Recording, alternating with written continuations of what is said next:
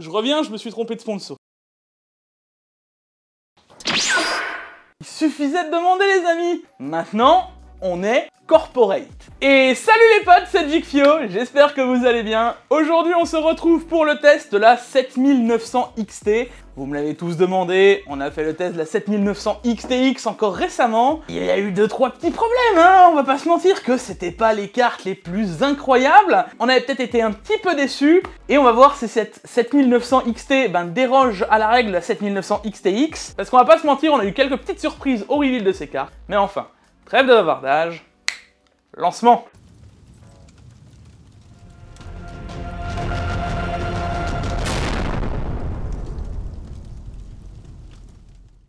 Et nous revoilà les potes. Alors comme d'habitude, on n'oubliera pas le like, l'abonnement, les réseaux sociaux, hein. Voilà, s'abonner, ça fait toujours plaisir pour les nouveaux arrivants. Bienvenue sur la chaîne les amis. Je dois encore vous remercier parce que sur les 7900 XTX, vous avez juste genre explosé les stats. Je crois que là, ça fait un peu de choses près un mois que la vidéo est sortie, vous avez fait 80 000 vues. C'est juste n'importe quoi. Et je me dois de vous remercier parce que franchement, que dire, franchement, c'est le plus beau retour que vous faites à chaque fois quand je fais des tests, c'est ce genre de stats. Je peux pas dire plus, enfin c'est juste incroyable. Aujourd'hui on se retrouve pour tester la 7900 XT. Alors, comment vous dire que depuis la sortie, et pourtant c'est pas il y a si longtemps, c'est il y a un mois, il s'est déjà passé pas mal de choses avec cette carte. Elle est arrivée, elle était très chère, genre très cher, puisque 1100 € de prix de sortie, hein, parce qu'on en a vu, oui, je vous vois arriver, hein, oui, mais moi je l'ai eu sur le shop AMD à 1040 €, oui, sur les 5 modèles qui ont dû se vendre sur la France, oui, c'est sûr que oui, c'est très représentatif. D'ailleurs, je pense qu'AMD l'a très vite compris, puisque, elle se vendait tellement pas que même sur le shop, vous pouvez aller à n'importe quel moment sur le shop AMD et elle est disponible. À tel point qu'on peut se dire que la vente de cette carte ne fonctionne même plus avec les drops. Voilà, on peut se douter qu'à l'heure actuelle, chez AMD, ça sue à très grosses gouttes. Elles doivent se dire, ok, donc on a fait une carte que personne ne veut. Et pourtant, même moi au début, j'étais très réticent, parce que au prix de sortie, 1050 à 1100 €, ça fait un peu cher la carte. Et puis en plus de ça, on était clairement en dessous des performances attendues. Donc si on est en dessous des performances attendues pour la plus grosse, la 7900 XTX, pas besoin de vous expliquer que la 7900 XT, ouais. Et derrière, comme j'ai pu vous le dire maintes et maintes fois, on a toujours les RX 6000 ou les RTX 3000 qui sont toujours présents sur le marché et qui sont toujours concurrentiels à finalement ce qu'a pu nous sortir AMD et Nvidia. La 6950 XT qui est elle aussi descendue de prix, on l'a vu là popper il y a encore récemment à 800 €, là elle est de nouveau à 850 € dans les prix où on peut la retrouver, mais le plus grand concurrent à l'heure actuelle d'AMD, c'est AMD, donc c'est compliqué à positionner, et aujourd'hui on va définir quel est le meilleur GPU finalement au rapport performance-prix, et ça c'est ce qui nous intéresse, c'est en avoir le plus pour son argent. Bon, avant toute chose, on va rappeler un peu la génération dans laquelle on est, hein, parce qu'on est sur RDNA 3, donc la nouvelle génération d'AMD. Pour ceux qui voudraient plus de détails, je vous invite à voir la vidéo qui doit popper par ici, par là, quelque part là, sur la 7900 XTX. On avait tout résumé, on avait parlé un peu de tout ce qui se passait dessus, et puis bon, c'est bien de voir les deux cartes, comme ça au moins vous êtes au courant de ce qui se passe d'un côté et de l'autre, et en fonction de votre budget. D'ailleurs, il faut aussi noter que la 7900 XTX, depuis la sortie, elle aussi a descendu de prix. On retrouve maintenant des modèles custom à 1200 €, soit même pas le prix de sortie des modèles Founder. Et puis bon, on va forcément aussi parler des problèmes de température qui s'est passé sur les modèles de référence, hein. Alors quand je dis modèle Founder, c'est ce genre de modèle, hein. Mais on a pu se rendre compte que potentiellement AMD a fait de la sauce. Sachant que sur ces cartes-là, donc qui sont les RX 6000, on était ultra content des refroidissements. Les refroidissements étaient excellents, on n'a pas eu de soucis, donc on est passé d'une gêne qui était plutôt excellente en termes de référence à une gêne qui est plutôt très moyenne en termes de référence. En même temps, quand je vous les mets comme ça, on voit pas énormément de différence. Et ça, il faut aussi le noter, c'est que AMD a voulu faire carte sur table et ne pas non plus faire des refroidissements comme on a pu voir avec la TUF qui était gigantesque, hein, puisqu'on se retrouve sur les mêmes refroidissements que les RTX 40. Mais d'un côté, quand tu regardes toutes les customs ont aussi de gros refroidissements. Donc je sais pas trop où est-ce qu'ils ont voulu se placer, sachant que ben leurs propres partenaires, eux, se sont placés avec des cartes beaucoup plus performantes. Donc enfin, au niveau du refroidissement en tout cas. Je suis un peu mitigé. Autant que sur la 7900 XT, le refroidissement en 2,5 slots se justifie, autant que pour les 7900 XTX, ben ça se justifie de moins en moins. Donc à l'heure actuelle, le seul conseil que je peux vous donner, en tout cas pour les 7900 XTX, c'est dirigez-vous vers les modèles custom. À l'heure actuelle, on sait ils sont exempts de problèmes, on n'a pas le problème de température, etc. C'est vraiment que sur les modèles référence. Et à l'inverse, sur les 7900 XT, de ce que j'ai vu, c'est moins un problème parce que ben chauffe moins et au final, moins de problèmes, tout simplement, par la consommation. On est sur des modèles qui consomment 315 watts plutôt que les 355 à 400 watts plus du modèle référence XTX. Donc voilà, il faut savoir doser, hein. Ne pas oublier que celle-là consommait 255 watts et 300 watts une fois poussée à fond,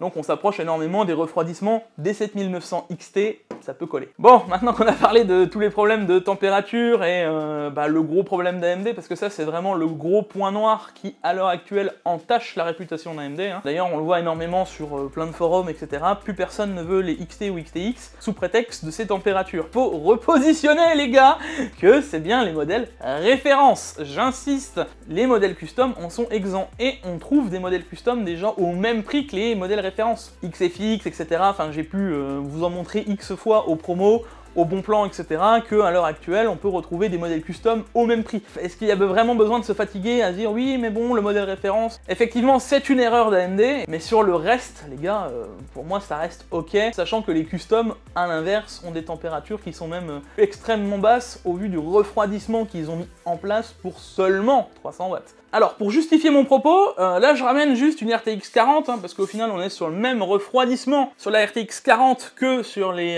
7900 XTX ou 7900 XT Custom. Je vous laisse juste voir le modèle de référence à côté, ça fait un peu limite pitié. Quand tu vois la différence de taille, pas besoin de te dire que ça sert beaucoup plus dans beaucoup plus de boîtiers, simplement. Tu vas pouvoir le mettre dans quasiment toutes tes configurations et avoir une configuration badass sans forcément devoir mettre 500 balles dans un boîtier. Là, tu n'es pas du tout sur le même refroidissement, ça pèse plus de 2 kg, ça plie les PCIe, enfin bref, ça n'a aucune logique. Donc, en vrai, AMD, je valide et je valide pas, ils ont voulu faire des cartes effectivement plus petites, ils ont au moins dû faire attention à leurs moyens de refroidissement et voir la différence. C'est validé encore, pourquoi pas, pour la XT, alors c'est bien, on fait la review de la XT, mais c'est vachement moins validé pour la XTX. Et au final, qu'est-ce que ça engendre? Ben, comme je le dis, la réputation est encore une fois entachée, on retrouve nos petits trolls qui nous disent « Oui, mais on vous l'avait dit, AMD, ça chauffe !»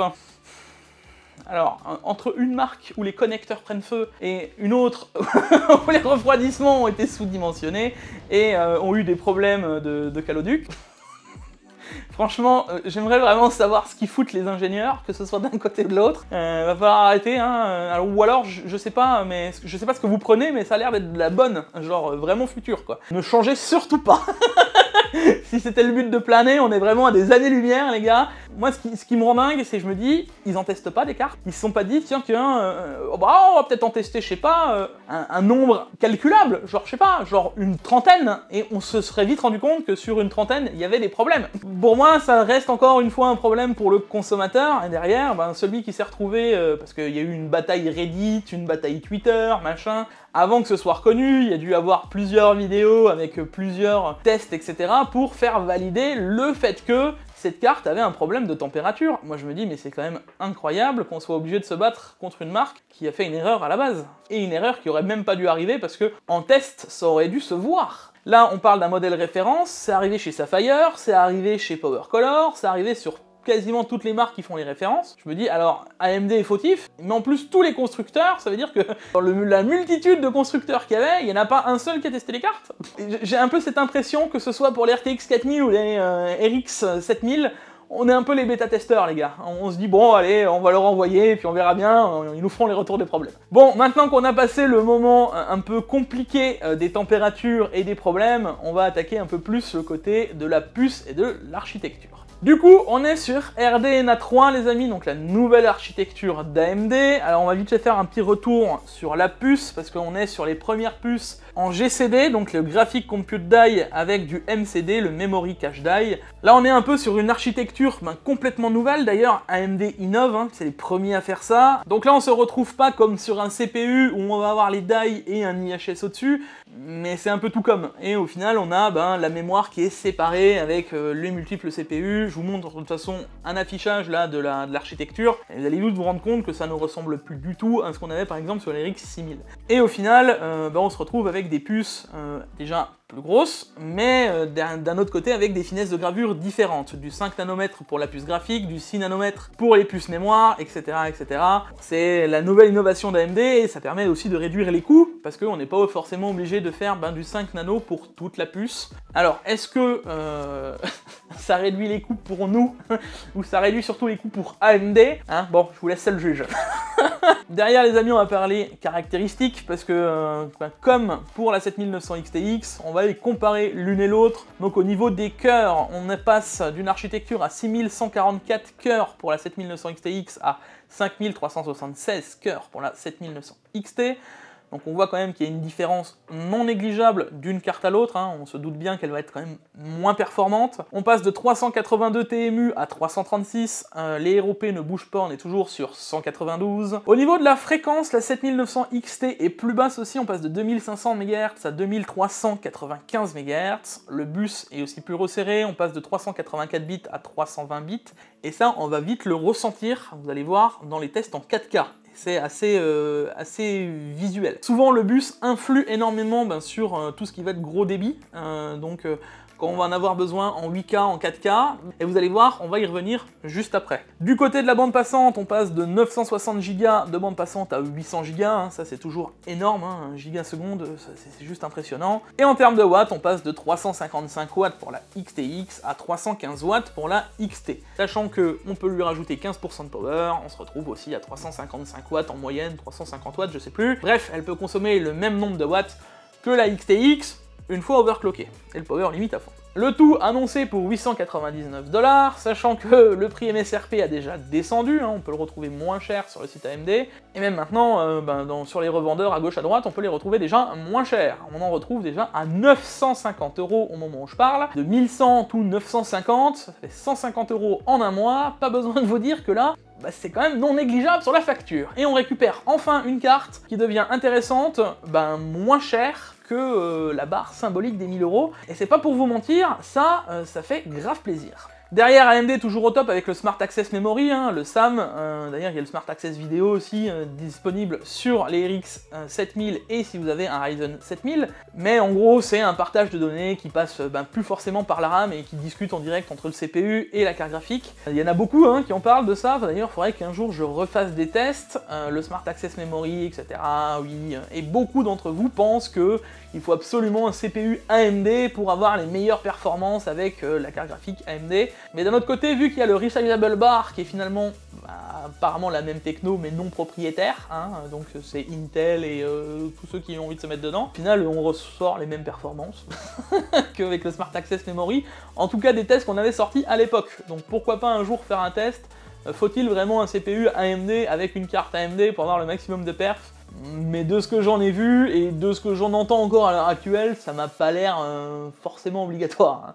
Du moment où vous activez le Resizable Bar dans votre BIOS Intel ou le Smart Access Memory dans votre BIOS AMD, les performances ont l'air plus ou moins similaires.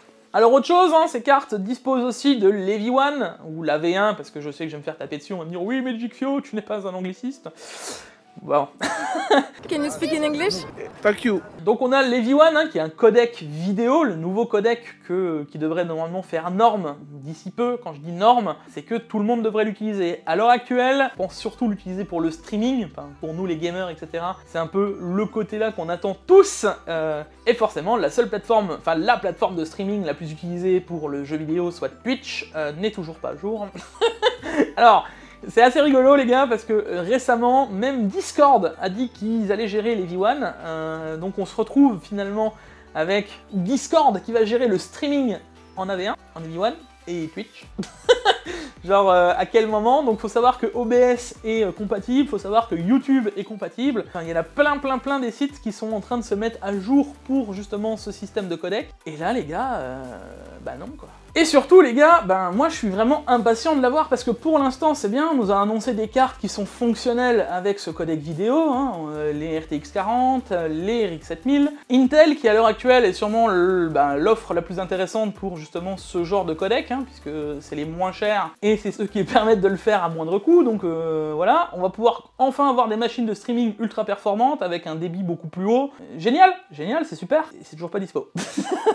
Bon, ça me blase un petit peu, hein. Voilà, vous avez compris. Aussi, AMD, à l'inverse d'NVIDIA, ont décidé de mettre aussi des ports qui sont réfléchis hein, derrière leur nouvelle carte graphique. Vous savez, quand vous payez une carte graphique 1000 €, enfin 1000 € et plus, tu peux te dire que t'aimerais la dernière technologie peut-être sur ta carte graphique, hein, surtout quand tu peux avoir des cartes qui sont ultra performantes, où on nous annonce qu'on pourrait faire de la 8K, des cartes qui sont ultra perf aussi en 4K, etc., où on te dit, on a un DLSS 3 qui peut laisser passer 4 fois la performance de la 3090 Ti. Vous sentez le discours marketing Nvidia? Ouais. Et derrière, on te fout des ports, DisplayPort 1.4, on te met pas la dernière techno avec le DisplayPort 2.0, qui laisse passer la 8K 165 Hz, la 4K 480 Hz. Alors même si comme ça pour vous, ça vous paraît complètement hypothétique, hein, le fait que il n'y a pas d'écran qui est vraiment disponible, etc.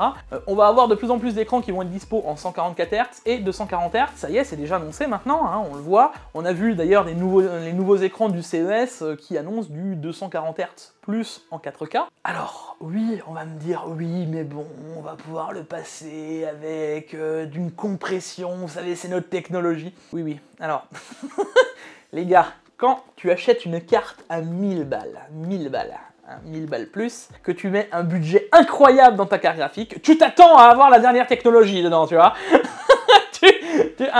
Surtout que là on parle de port à l'arrière. Ouais, j'ai pas besoin d'imaginer que ça vous a pas coûté très cher sur une carte à 2000 € de foutre genre un DisplayPort 2.0. Et derrière AMD suit le même train qu'avec les RX 6000. En tout cas pour le modèle référence, on se retrouve avec deux DisplayPort, un HDMI en 2.1, donc deux DisplayPort en 2.0 et un USB type C. Ça va être plus pratique pour tout ce qui est VR, même si j'ai déjà eu des retours de votre part, comme quoi à l'heure actuelle, les RX 7000 pour la VR, c'est pas incroyable. À voir par la suite. Bon, maintenant qu'on a fait le tour de l'archi, de ce qu'il y a à l'intérieur, etc., des technos, blablabla, forcément on arrive aussi au moment de l'utilisation. Je vais pas vous mentir que, encore une fois, que ce soit la 7900 XT ou la 7900 XTX, ça a beau avoir eu un mois de battement, hormis que AMD s'est enfin décidé à nous faire des pilotes qui réduisent la consommation quand la carte ne fout rien. Parce que oui, on se souvient de la XTX qui consomme 125 watts quand tu regardes une vidéo YouTube. Hein. J'aimerais juste quand même savoir à quel moment AMD vous avez osé sortir ça sans réfléchir. Genre, c'est un problème qu'on a eu sur les RX 5000, c'est un problème qu'on a eu sur les RX 6000, et vous le refaites sur les RX 7000. Ça y est, c'est en train de se mettre à jour, on commence à voir des réductions de consommation à l'utilisation. On n'est pas encore optimal, mais ils y travaillent. Derrière, les gars, on voit encore que les pilotes sont séparés, et je suis en train de me poser la question si d'ailleurs ils vont un jour se refusionner. On a toujours des pilotes complètement séparés pour les RX 7000, et des pilotes, les pilotes classiques pour les RX 6000. Et je vous avoue que je me pose toujours la question si ils vont refusionner, parce que... Pourquoi d'ailleurs ils sont séparés? Est-ce que c'est un problème de compatibilité? Est-ce que c'est le matos ou la puce qui est différente, donc ils ont besoin d'un pilote différent? Pour l'instant, les gars, je marche un peu sur des œufs. Alors on a vu des améliorations déjà, alors ça se joue à quelques pourcents, c'est 1 ou 2% d'amélioration d'un pilote, du pilote de sortie au nouveau pilote, donc on voit quand même que AMD est en train de bosser. Mais à l'utilisation, la carte fait toujours du yo-yo, elle est toujours...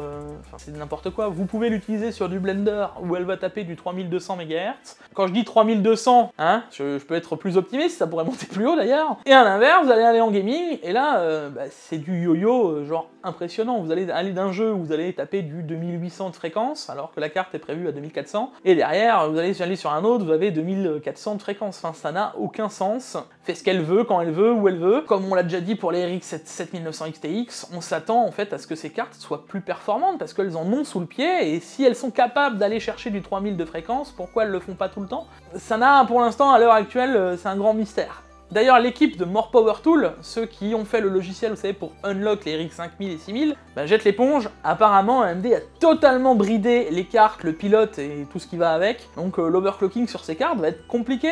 C'est vraiment dommage, parce que bah, entre la sortie de ces cartes et la fin, on a gagné 30% de performance avec More Power Tool.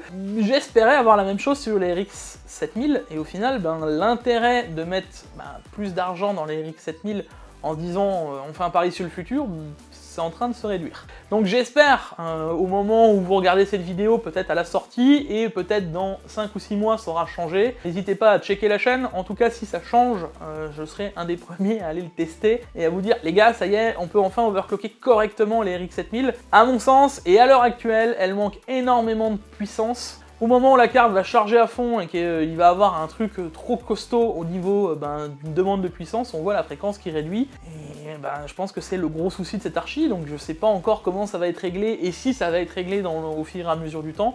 Là on parle déjà d'un mois de sortie, alors un mois c'est une goutte d'eau dans la vie de la carte, hein. Un mois sur 2-3 ans de mise à jour, et encore ça va aller plus loin, on sait qu'AMD ils sont pas radins sur les pilotes et sur la longueur de vie d'une carte, mais à l'heure actuelle, je peux pas vous valider qu'on aura des cartes vraiment beaucoup plus performantes avec le pilote. Voilà, à l'heure actuelle, à l'utilisation, c'est pas les cartes les plus incroyables qui m'a été donné d'avoir entre les mains. Ah oui, aussi AMD, faudrait qu'on discute, le FSR 3.0 il arrive quand?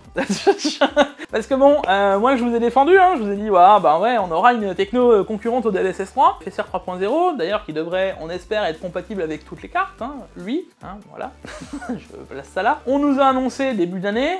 Donc quand on se disait début d'année, on se disait, bon, possiblement une annonce au CES. Bon, pas d'annonce au CES, hein, le CES ça fait bientôt un mois qu'il est passé, toujours rien. Maintenant on arrive février, mars, et puis bon, on a passé le premier trimestre, hein, donc va falloir le sortir le FSR 3. Donc là aussi, est-ce qu'ils ont pris du retard? Est-ce qu'il y a un problème au niveau du pilote? Est-ce que c'est la puce qui ne va pas? Là aussi, on reste encore une fois un peu...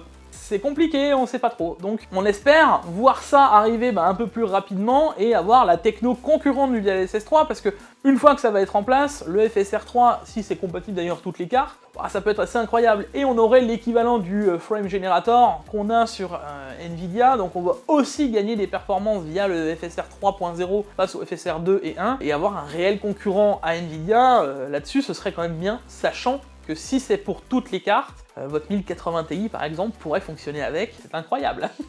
Hein, on va pas se mentir que là-dessus, AMD au moins sauve les cartes d'Nvidia, et il faut leur dire merci.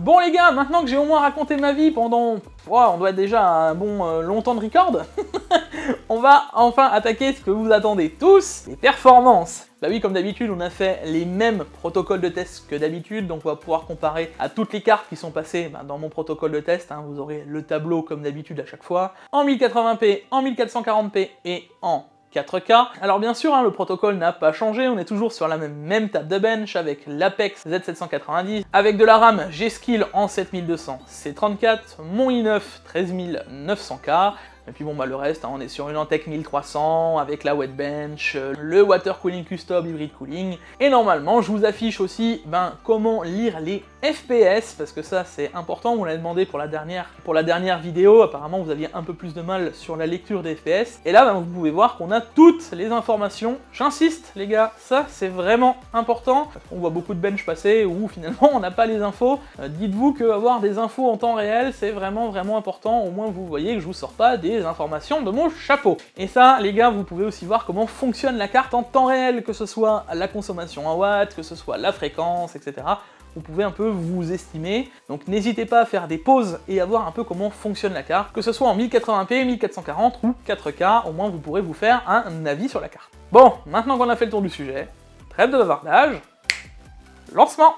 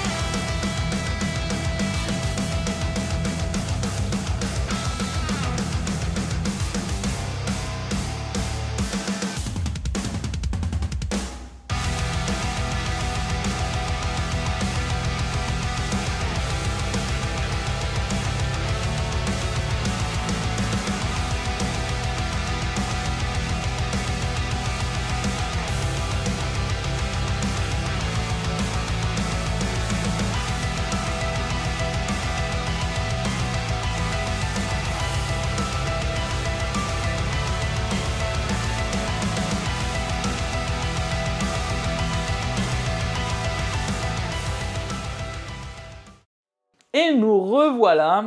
Alors, comme vous avez pu le voir, la carte dans les résultats globaux, elle se place pas si mal, et d'un autre côté, on est, comme je le disais, déçu. Parce que finalement, pour moi, la 7900 XTX aurait dû venir concurrencer une 4090. Elle concurrence à peine la 4080, et quand je dis à peine, on se souvient des 2% de gain en 4K, ou 1%, je sais même plus. Enfin bref, c'était ridicule. Et là, la 7900 XT, elle, elle vient concurrencer la 3090 Ti, quoi. Alors oui, il faut aussi repositionner, les gars, que la 3090 Ti que j'ai, comme je vous ai dit, c'est un très gros modèle custom, donc il y a énormément de performance, que quand on vient regarder, finalement, la carte, elle est à peine plus performante. Alors, on va reprendre un peu le calepin, mais en 1080p, on est à 10-12% de la 4080 7900 XTX en termes de performance générale. Bon, ça reste ok, hein, d'une gamme à une autre, seulement 12%. Après, on est en 1080p. Et vous allez voir que ça va se gâter, c'est en 4K. Là, Quad HD, le 1440p, les gars, on a 13% de la 7900 XTX. Là encore, on reste à une différence honnête, hein. On n'est pas trop loin de la gamme du dessus. Une dizaine de pourcents, ça va, c'est relatif. Et finalement, ça fait quand même une séparation entre les deux gammes. À l'inverse, on est seulement à 11% de la 6950 XT et à 5,5% de la 3090 Ti. Et ça, c'est plus un problème. Alors les gars, si vous voyez le tableau affiché, hein, c'est normal que vous n'ayez pas les mêmes résultats, puisque moi je pars de la base la plus haute, hein, donc la 7900 XTX, et vous voyez les pourcentages différents, donc quand je vous annonce 5,5% entre la 3090 Ti, c'est bien un calcul dédié. Comment vous dire que quand tu vois ça, tu te dis, bon ben ouais, la 3090 Ti qui est la gêne d'avant, on s'attendait au moins à aller taper la 4080, on est un peu en retrait quand même, hein, sur cette carte. Je vais pas vous dire que ça blase et qu'on est triste, mais un peu quand même quoi. Donc franchement, je m'attendais quand même à mieux, et là où je vais prendre la douche, c'est en 4K, parce que là, les gars, la performance, elle est vraiment en retrait. En 4K, justement, elle s'écrase, on passe à 18% de performance avec la 7900 XTX, donc on passe d'un 10 à 12% à finalement 18% à la fin, quasiment 20 hein, finalement. Et là, la différence, elle est non négligeable en 4K, et au final, il faut quand même pas oublier qu'on est sur une carte qui, à la base, est sorti à plus de 1000 €. Derrière, on est à 10% de plus face à la 6950 XT, donc on garde le même suivi qu'on avait avec les 6000. On voit que les 6000 s'écrasaient en 4K par rapport au RTX 3000, et c'est toujours le cas au niveau de la 7900 XT. Et c'est un peu dommage, et ça justement, ça influe, c'est avec le bus que je vous disais de 320 bits, je suppose que c'est là où elle s'écrase. Elle a finalement pas un bus assez grand pour aller passer de la 4K, et par rapport à la 7900 XTX, si on lui mettrait sûrement le même bus, on n'aurait pas cet effet d'écrasement en 4K, et on monterait sûrement bien plus haut. Et c'est un peu dommage. C'est un peu dommage parce qu'on parle de la même puce au final entre l'une et l'autre. Donc, alors oui, on a une différence de 4 Go de VRAM, hein, on passe de 24 à 20 Go de VRAM. Je pense que si on l'aurait, on aurait 5 à 6% de performance en plus, parce que finalement la carte aurait été bien plus intéressante, même peut-être face à la 7900 XTX. Peut-être que c'est voulu d'AMD hein, de mettre une carte vraiment dédiée pour les hautes définitions, et une carte qui va plus s'orienter vers la best carte pour la 1440p, puisque oui, en 1440p, elle est vraiment performante. Mais bon, quand on achète un GPU qui s'approche des 1000 €, on s'attend à avoir une performance ok dans n'importe quelle situation, que ce soit en 4K, en 1440p, bon en 1080p oui, mais vous avez compris l'idée quoi. Donc ouais, je suis un peu déçu. Alors on va remettre en place, hein, donc 18% de différence et 17% avec la 4080, 10% face à la 6950 XT en plus, donc ça on reste dans le même suivi. Mais par contre, face à la 3090 Ti, c'est là où ça fait mal, c'est qu'on voit que la 3090 Ti passe devant la 7900 XT est de 3%. Donc oui, comme ça paraît pas énorme, mais quand même. En 4K, on se dit qu'on a une carte qui, la nouvelle gène, est moins perf que la gène précédente de la concurrence. Et alors oui, finalement, entre cette gène-là et l'autre, il y a 6 mois, hein. C'est pas non plus impressionnant. Pour une carte à plus de 1000 €, on aurait pu au moins s'attendre de la part d'AMD à avoir ces 3% de performance en plus. Alors bien sûr, comme je l'ai dit, hein, vu qu'on est sur un gros modèle custom, etc., sûrement que si vous prenez une Founder par exemple en 3090 Ti, la 7900 XT va être devant de 1 ou 2%, mais dans le global, ça reste pas impressionnant quoi. On aurait dû au moins avoir la même différence que ce qu'on a tout au long des benches, ça veut dire entre 5, 7, 8%, et là on pouvait se dire bon on a quand même un gap, et au final elle est moins chère, donc l'intérêt aurait été concret. Là, il n'y en a pas, je veux dire, pour les fans d'NVIDIA, quand on retrouve des 3090 Ti à 1100 € par exemple, ou maintenant la 4070 Ti par exemple, on en reparlera, hein, finalement ça peut être concret face à cette 7900 XT quoi. Donc là-dessus, ouais, je suis mitigé en vrai en termes de performance. Autant que la 1440p, ouais, c'est ok, autant que la 4K, un peu déçu. On va pas se mentir. Dans tout ça, je me plains, mais on a quand même 100 FPS, alors 99 FPS de moyenne en 4K, c'est déjà bien amplement suffisant, hein, sachant que là on est en full ultra sur tous les jeux, etc. On pousse dans le dernier retranchement la carte, et voilà, donc en vrai, ça reste honnête, 100 FPS en 4K, il y a de ça pas si longtemps, on en rêvait juste dans nos plus loinnes pensées. Donc au final, ça reste quand même honnête dans la performance de la carte, mais déçu de se dire, bah, on n'en a pas plus, sachant qu'on sait que la carte pourra en avoir beaucoup plus sous le pied, et ça, on va y revenir bien après. Vous allez voir qu'on peut aller chercher beaucoup plus que ces 99 FPS en 4K.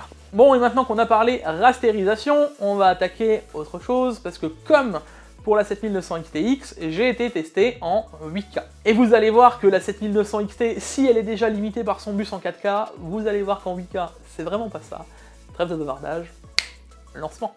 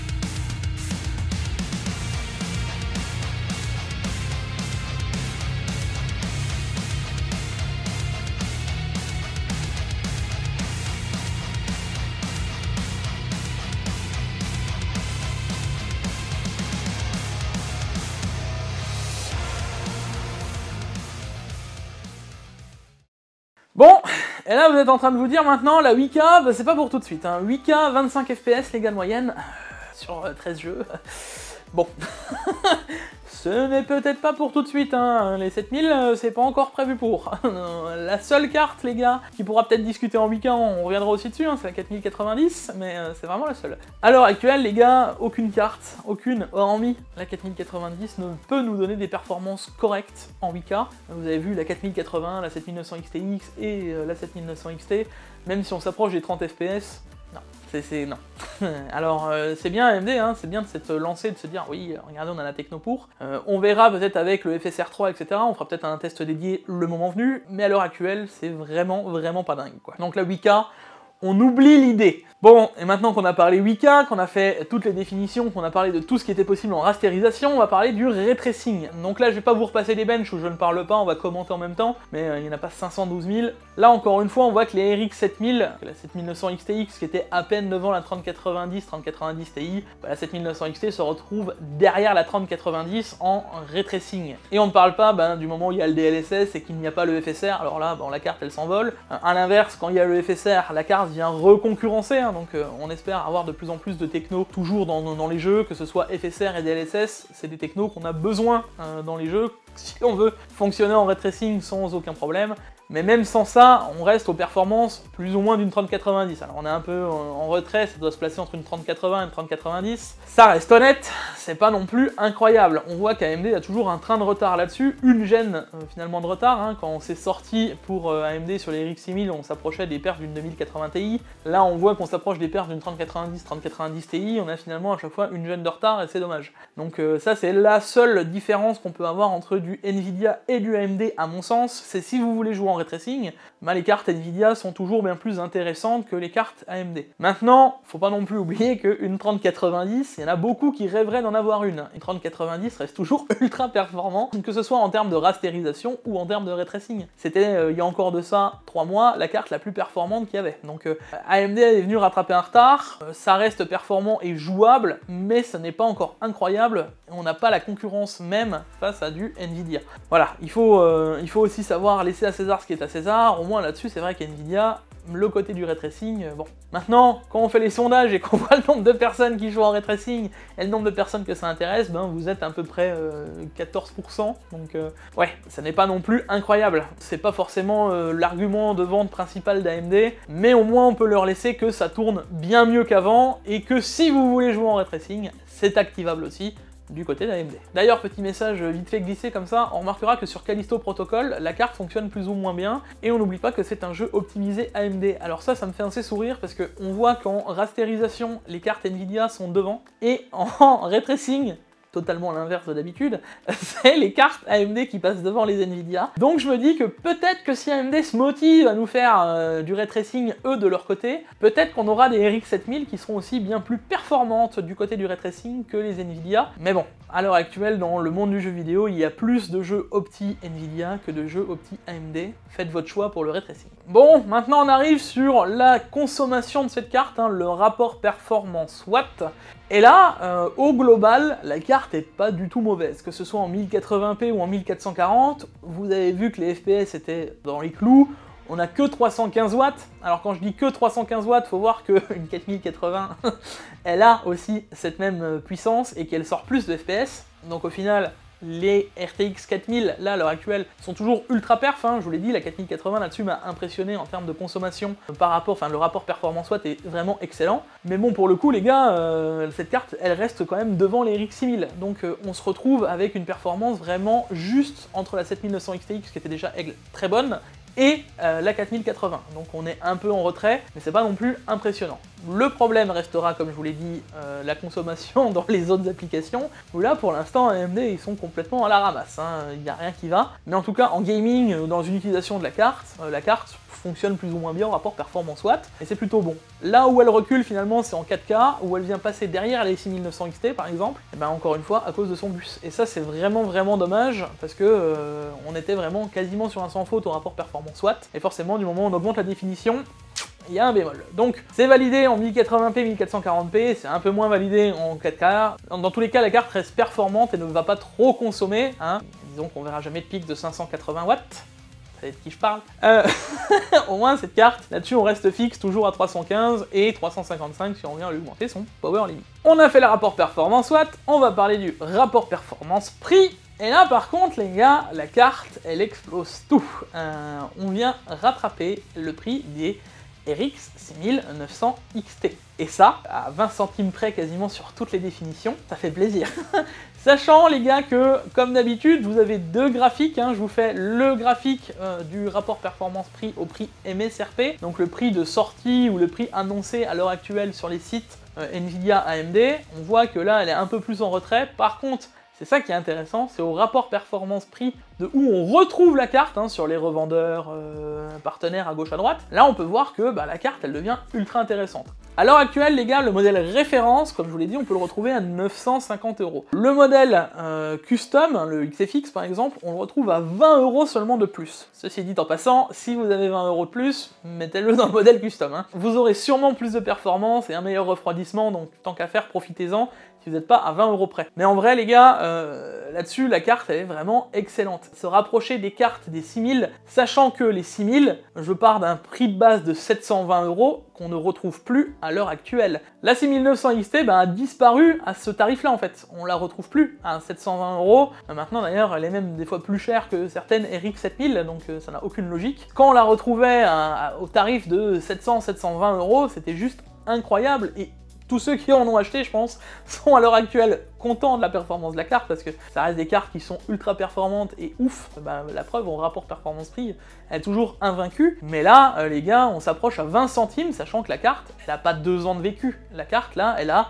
à l'heure actuelle, 1 mois, et elle est déjà aussi proche. Donc encore une fois, vous voyez que finalement faire des reviews un peu en décalé et de voir l'intérêt de la descente des prix, laisser un peu vivre la gêne, c'est pas finalement plus mal, parce que là on peut déjà se dire que à terme, la carte va être plus performante au rapport performance-prix que la 6900. Si on la retrouve plus, on va dire que son prix minimum aura été de 720 €, si cette carte continue de descendre, imaginons qu'on la retrouve un jour à 900 balles, salut la 6900 XT tu ne seras plus la première du classement. Donc à partir de ce moment, elle va devenir bien plus intéressante. Et là déjà, je l'avais dit les gars, à 950 €, ça devient un banger en termes d'utilisation pour du gaming. Parce qu'à 950 €, il n'y a aucune carte en termes de rapport performance-prix devant.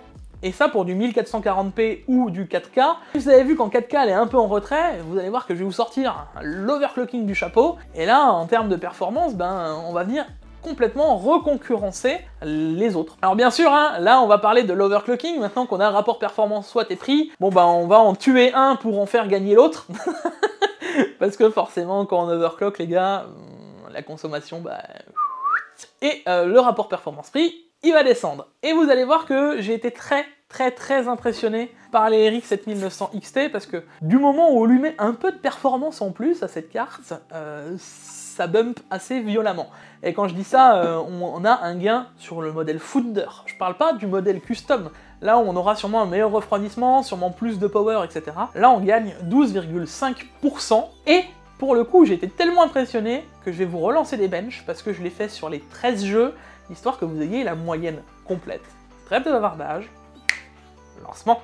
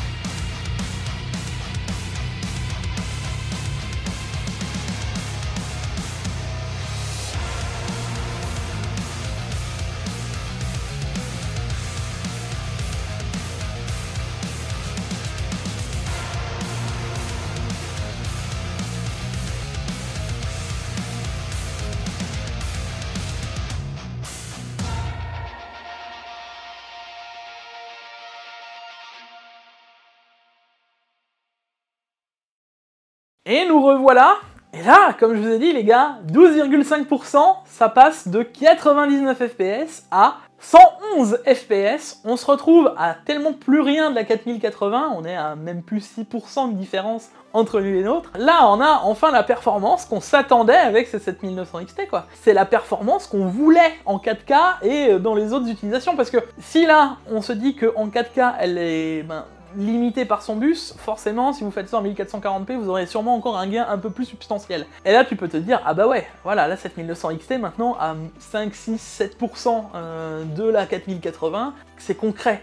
Sachant que là, on parle d'overclocking. Alors, l'overclocking de cette carte se passe un peu différemment de ce qu'on peut voir à l'heure actuelle. Comme je vous ai dit, on attend peut-être More Power Tool. Encore une fois, dites-le moi dans les commentaires, parce que je pense que ça peut avoir un intérêt pour ceux qui veulent acheter ces cartes-là, que j'en fasse une vidéo, comme j'avais fait à l'époque sur les RX 6000 pour l'overclocking AMD. Sachant que là, on passe par un undervolting obligatoire, puis un overclocking, donc on augmente les fréquences, on undervolt, et d'un autre côté, on est obligé d'augmenter la power. Ça n'a aucune logique. D'habitude, quand on fait de l'undervolting, le but c'est que ça consomme moins. Là, il faut que ça consomme plus avec moins de tension. Voilà, donc si vous voulez que je vous explique comment ça se passe, l'overclocking, dites-le moi, et on s'en occupera. Mais là, 12,5%, waouh, ça fait plaisir, ça fait plaisir à son homme de se dire, waouh, on passe, ça y est, la barre des 100 FPS, on était à la limite, on était à 99 FPS, tout 111. Ouais, et là on peut se dire, ok, maintenant on a une carte qui vient concurrencer une 4080 à 950 balles, et là, le rapport performance-prix, les gars, il explose la 6900 XT, parce qu'on passe à 8,54€ du FPS en 4K, et là, ben, elle passe devant toutes les cartes, et elle se retrouve solo. Alors oui, je sais ce que vous allez me dire, oui, mais la 6000 GB sur More Power Tool, on le voit aussi, machin, etc. Je suis d'accord avec vous, mais comme dit, là, on teste cette carte, et pour l'instant, à voir si on espère un jour, quand même, avoir un déblocage côté AMD, côté More Power Tool ou côté n'importe quel soft, et de se dire que cette carte-là, ben, si un jour on peut quand même l'overclocker comme la 6000, et qu'un jour, hypothétiquement, on arrive à gagner 20%, ben on va mettre une 4080 dans le vent, quoi. Donc, c'est un pari un peu sur l'avenir, mais même dans l'overclocking actuel, la carte est ultra intéressante, puisque finalement, on vient passer au rapport performance-prix devant toutes les autres. C'est non négligeable. Ah oui, et puis bien sûr, là je vous vois arriver en me disant oui mais Jig, maintenant tu vas consommer 355 watts, du coup la carte elle chauffe beaucoup, non? Et ben pour le coup, mon modèle était exempt des problèmes, je ne monte pas à ma température de jonction qui monte à plus de 110 degrés, je reste correctement à 60-65 degrés de plus. Allez, de temps en temps elle faisait des pics à 70 après une longue utilisation, et derrière, sur le jonction, on se retrouve à 90 degrés, ce qui est honnête, il n'y a pas de... voilà. La 6000 par exemple, chauffe plus en jonction que la 7000, donc ouais, ça m'a pas choqué en tout cas. On n'est pas, on a les 20 degrés de moins de limite, donc pour moi c'est ok. Donc là pour le coup l'overclocking sur mon modèle à moi était validé à 200% et j'en suis même très content. Bon les gars, on arrive à la fin de ce test qui, encore une fois, va être ultra long. J'espère avoir été le plus complet possible. On a essayé de passer un peu sur tout ce qu'il y a sur cette carte. Le rapport performance-prix, rapport performance-watt, etc., etc. Voilà, les benches en overclocking, non overclocké. Je pense que là, j'ai essayé de faire le tour total de cette carte. Et j'espère que la 7900 XT n'a plus aucun secret pour vous. Pour moi les gars, dans la conclusion, cette carte, même si je suis assez mitigé dans le principe où on peut se dire il y a quand même eu des problèmes, elle consommait trop à la sortie sur les trucs vidéo, enfin c'est tout plein de petits problèmes qui finalement, mis bout à bout, pouvaient nous freiner. À l'heure actuelle, un mois après la sortie, pour moi ça va quand même être un Jig Gold, juste pour l'overclocking, les performances, le rapport performance-prix, le rapport performance-watt, ce qu'on attend finalement de la carte dans les utilisations normales, il est présent.